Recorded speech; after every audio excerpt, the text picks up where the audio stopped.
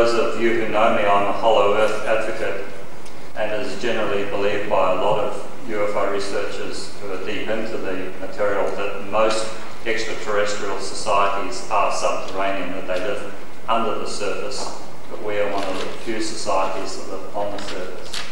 So because they went underground, it may be the explanation for these very large cat-like eyes, which again, in encounters with people, appear to be a lens covering. People have actually attacked these beings and torn this large black lens off the eye, and it is a detachable black lens, almost like a sunglass, and there is a more complex eye structure underneath that consists of many red dots on a black background. The head's important because the size of the head is so out of proportion to the body. The body is like the dimensions of a 7 or 8 year old human child, very long arms coming down almost to the knees. The nose is only a few tiny little nostrils, the mouth is often not seen. What's interesting about the head is that the cranial capacity is much larger than the human cranial capacity. But what's really fascinating is that according to the autopsies done by ex-military people that have contributed to the literature, there are 2 brains that are separated by a lateral cranial bone. So if I bend my head down to show you, the lateral cranial bone goes across east-west, not north-south. And evidently those 2 brains do not cooperate, they work independently of one another. There are no teeth. The digestive and reproductive system are totally atrophied, i.e. they do not function or they're not existing at all. It appears that the digestive structure is that of absorption totally. They will either dip their arms into vats of fluid, or they will rub fluid on their arms and bodies. The nutrients will be absorbed into the body and extruded out through the pores in the skin, hence they have a delightful aroma, from what we're told. The flesh tends to be a green colour, so there's some theory that some of the greys have an insect-based physiology, others have a plant-based physiology. There's theory also that some greys exist on light. And the blood is either green or black. The brain appears to work on a crystalline structure rather than our more biological structure. The hand you may find interesting. That appears to be a drawing from a CIA ex-military investigation of an autopsy in the 50s. Just see if there's a better one than that. Just to see if that helps a little.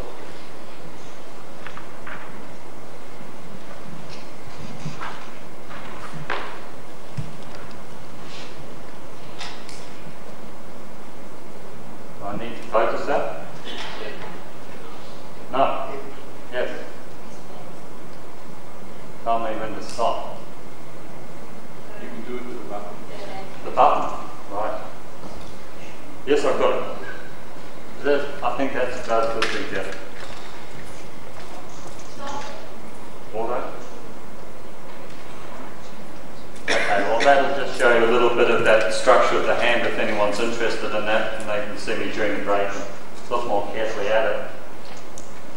There are the breaks in the fingers as we have, but there appears to be 3 fingers with a juxtaposed thumb so they can grasp, and generally there are the claw structure of the fingernails.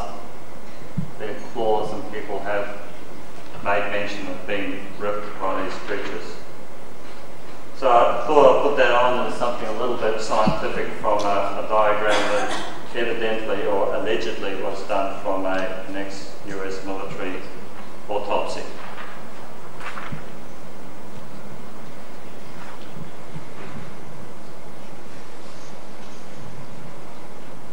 This is a race from the Alkeone system.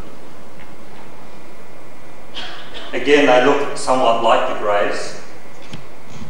Slightly more humanoid eye, I would say, less of the black lens, and there appears to be something of an iris and a pupil here defined. Very small nose, nostrils, larger mouth here. But what is very interesting is this pad on the arm here, where evidently on the back of the neck is a waste extrusion orifice where waste material is actually extruded out through the back of the neck, and they wipe the back of the neck to take waste matter from the body in that way. What a pain in the neck.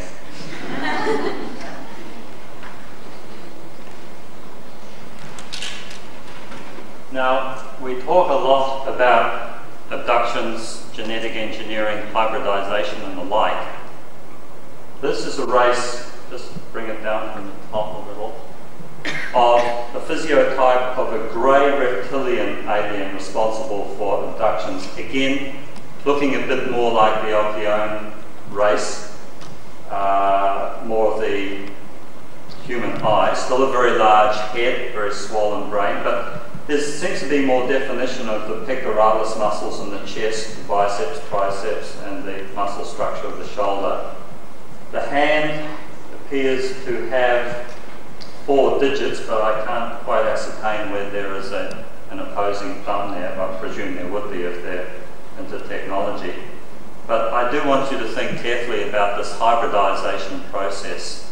And if I have time at the end, I'll show you a chart of some of the humanoid races within our galaxy, of how even we may have been a hybridized race in our early time. But think of not only pure greys, but a grey reptilian hybridization process here, giving a slightly more human look than the what we call the Zeta Reticuli grey. He's 1.5 metres. I shouldn't say he, because I can't really ascertain, but slightly male looking with that strong pectoralis muscles in the chest.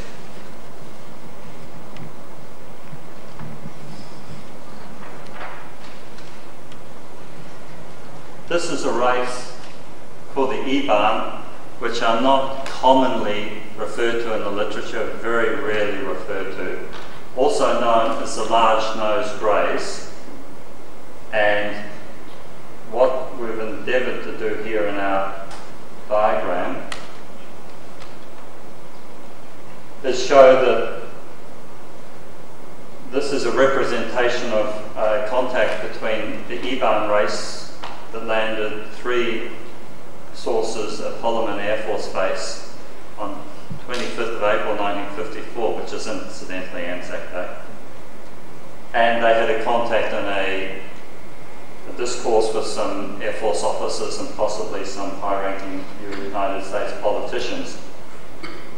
There appears to be a communication device on his head that hangs down with something of an aerial behind the ear here. Rather large grey type of eye, but there may be a pupil within that eye. I apologise for the vagueness of this drawing. Large nose. This headdress, if you want to think laterally, may, just may be some way connected to some of those Egyptian pharaohs' headdresses. May. What he's holding here, I originally thought he was at a rock concert and this was a microphone, but I have been told that this is a translating device. Their technology is so advanced that they can speak their language into this device and English will come out of the other side of it. So I guess anything's possible with technology as advanced as ours, as theirs rather. So that race is called the Ebon, and they appear to be their form of reproduction is test tube, whereas the greys appear to be a cloned race because they've lost their reproductive ability.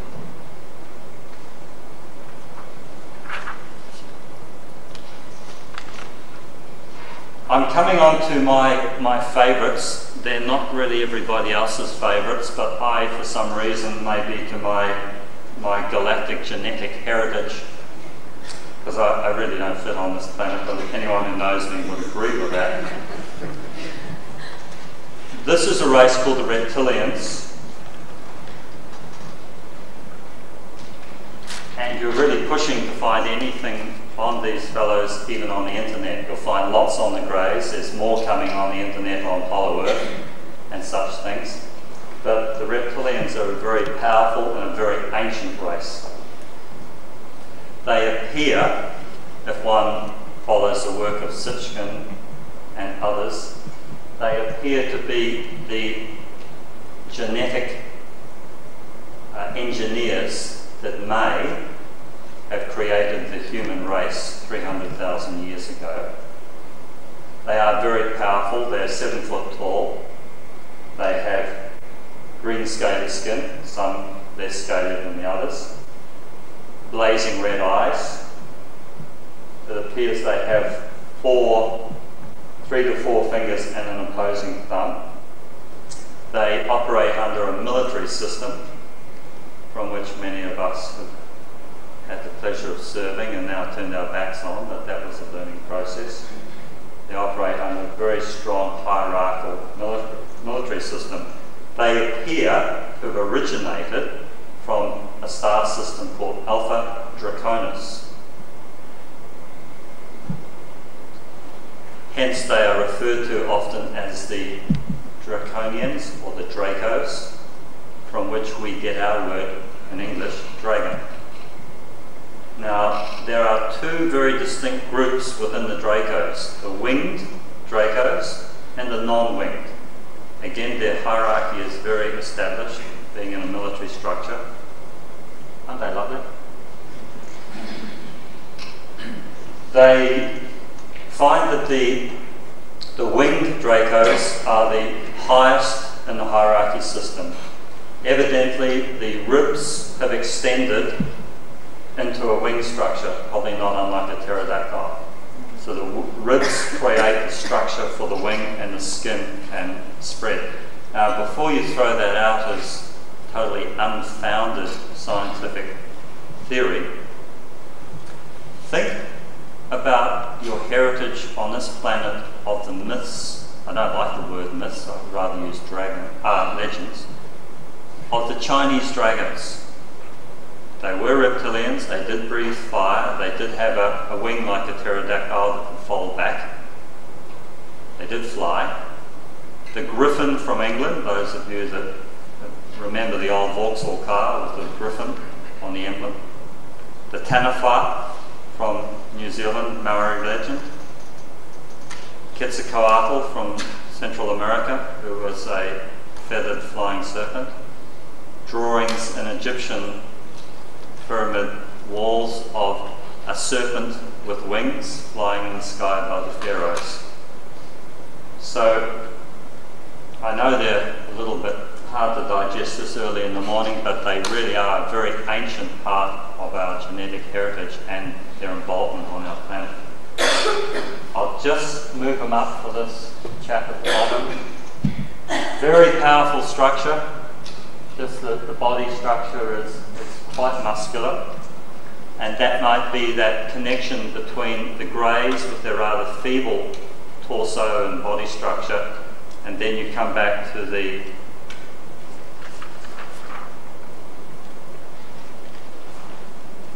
hybrid that is looking more muscular in a human form, quite like an Olympic athlete. So that may be the connection that some of those reptilian genetics, especially this fellow at the bottom, is very strong, almost like a weightlifter or a football player, very powerful.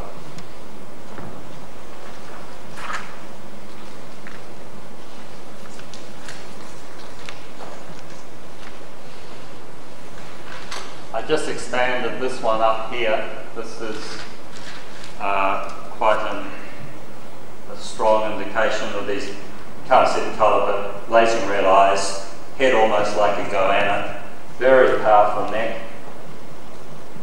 has quite a lot of emblems here on the vest. I want to just show that how powerful the arms are. And we've established now we've got the 4 fingers and the opposing thumb, again with the claws on the ends of the digits. They call them the masters of the grey, so within the hierarchy, winged Dracos, non-winged Dracos, large nose or large chested greys, smaller greys, and then unfortunately we appear to be underneath that. Here is a race that you may not have heard of called the Mantids. These are a 6-foot, 6-legged, highly intelligent, highly communicative, English speaking if you please, mantid. Now we have a very unique case here in Australia, in Queensland, of one of our members who was in the Queensland Police Force, well up, and he had contact with these beings in the emerald fields of central western Queensland. And they telepathically, if I'm not incorrect, I suspect it's an ongoing, telepathically spoke to these miners in Australian English. So they're very powerful, they're highly intelligent, and they are involved in a hybridization program. And if you'll permit me to put some naked alien human hybrids on, I just want to clarify that, see how well it comes up. This, I hope you won't be shocked, but this is a transparency of how the Mantids were involved with an American musician in the 1960s called David Higgins, and used his material, his genetic material, for an alien hybridization program. And we'll just see how many we can fit in here. There's a few of them. Now this is David Higgins here, and he has all these human-sized but grey-eyed female consorts, if you like. Those are all his children. He's had hundreds because his genetic material has been used. Here he is sitting here with his little child, one of many, and these are women that, well, alien human women, because what's amazing about them, they're the size of a European woman, probably pushing 6 foot, but with the grey eyes and with long black hair. Amazing. And then here's our mantid friends, and what's very interesting in looking at them, they have this aura around them, not unlike our friend Wandinja that John was talking about. So again, they've got that aura around the head, so there's something in their field that is quite discernible, and he's drawn these diagrams from what he remembered. So they were involved with him in a genetic program for about 5 years, and then they left. But they always respected his wishes. They asked that he contribute the genetic material. What I might just add is that once or twice he did annoy them, and they threw him across the wall into a room. So he worked cooperatively with them, but they did always ask.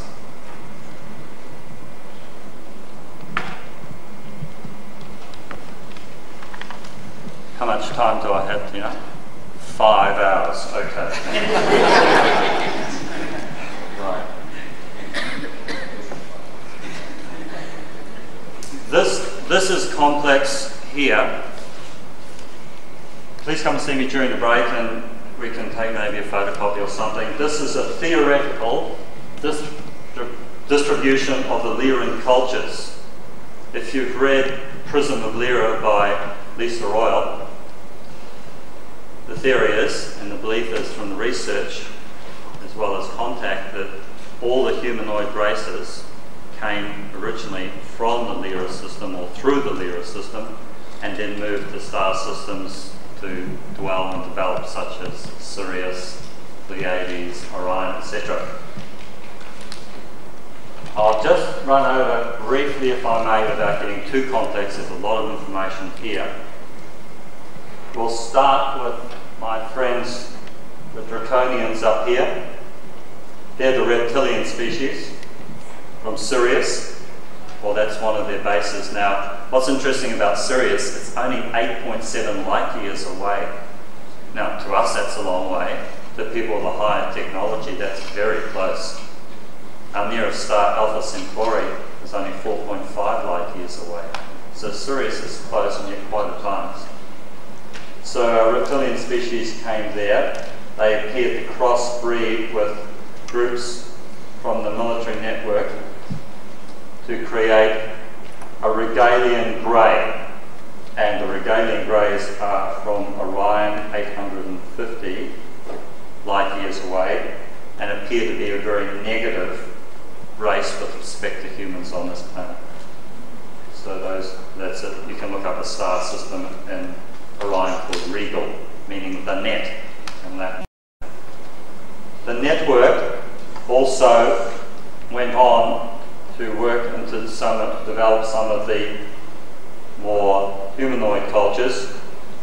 Procyon, which is in Sirius B, tall blondes. Vegans from Vega Lyra, Vega is the main star of Lyra, and the Hyades, near the Pleiades, and then they broke off to create societies in the Pleiadian star system, 415 light years from Earth.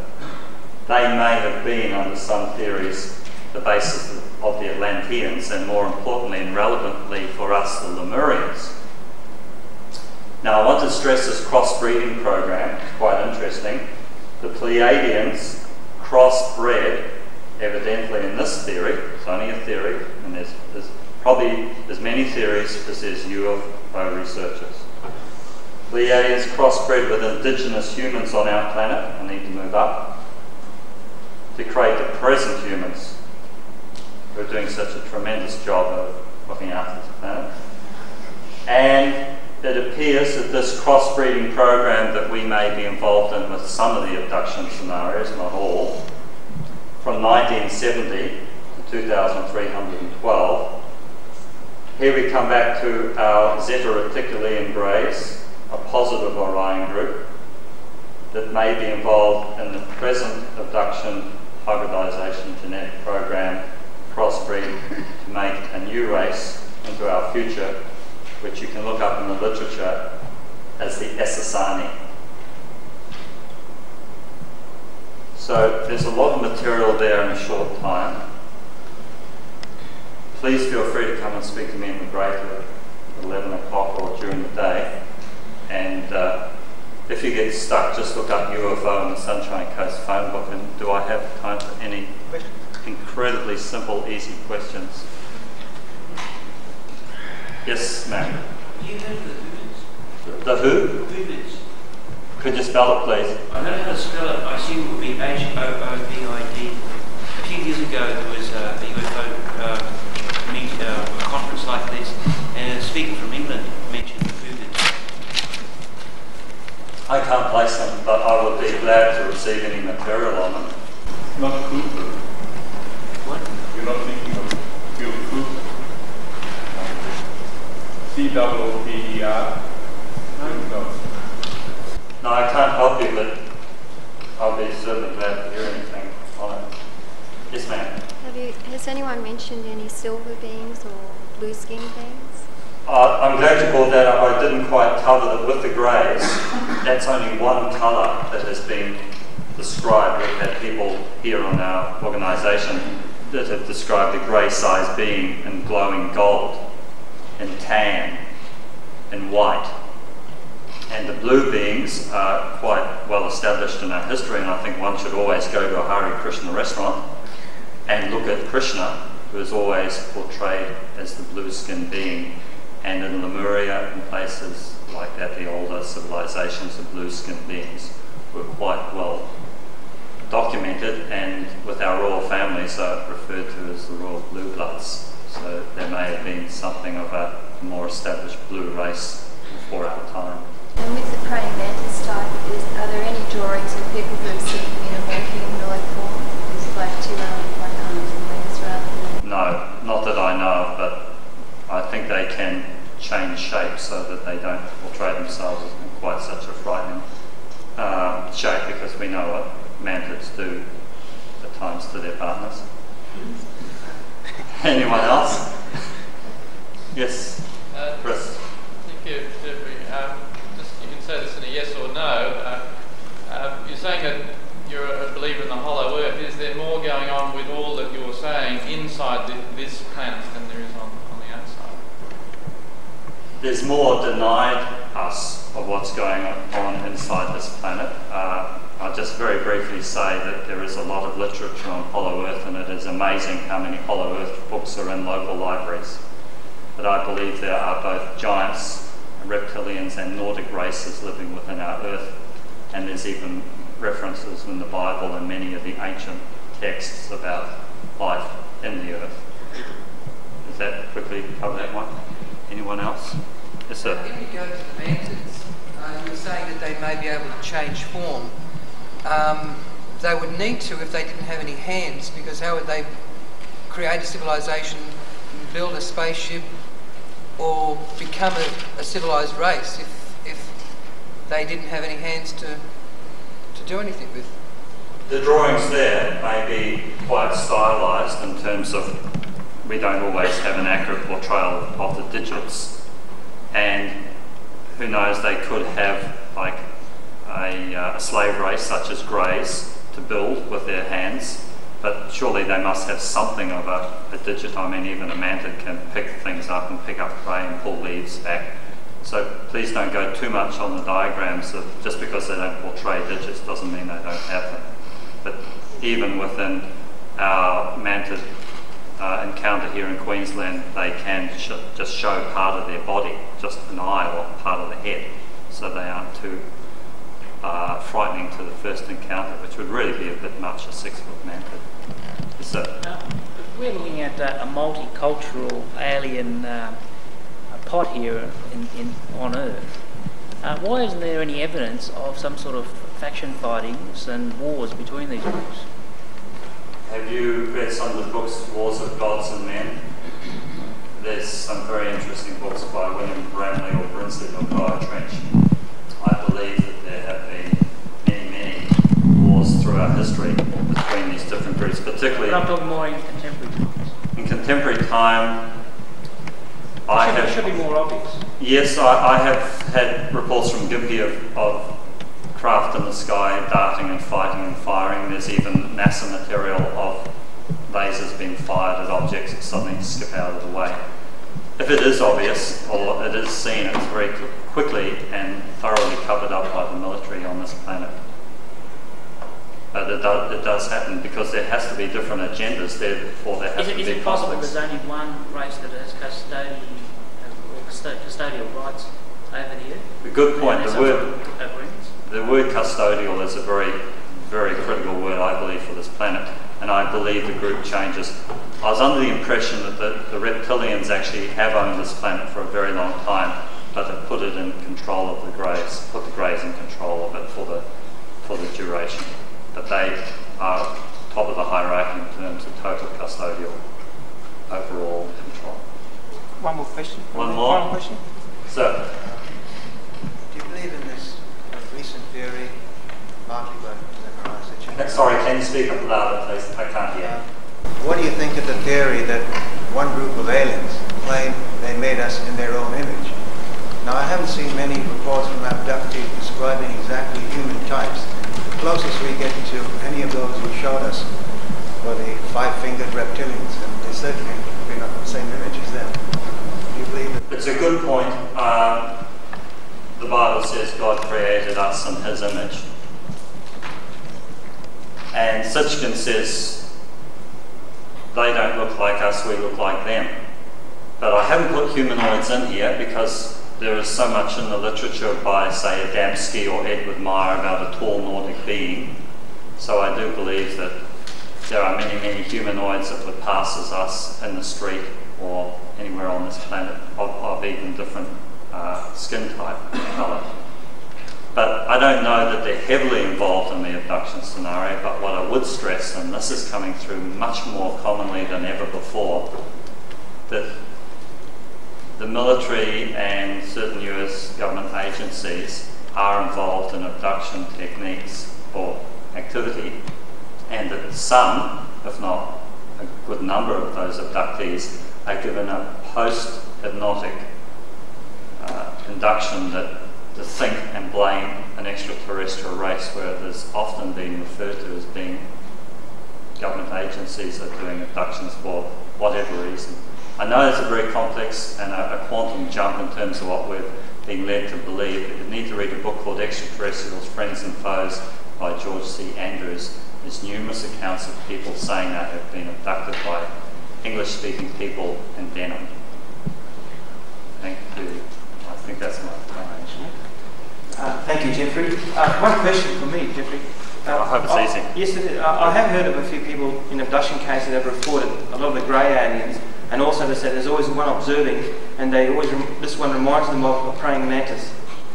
But they said he had 2 arms and 2 legs. Could that be just mixed up, or is it just like a part praying mantis? Again, there's a very good video on this by Linda Moulton Howe called A Strange Harvest.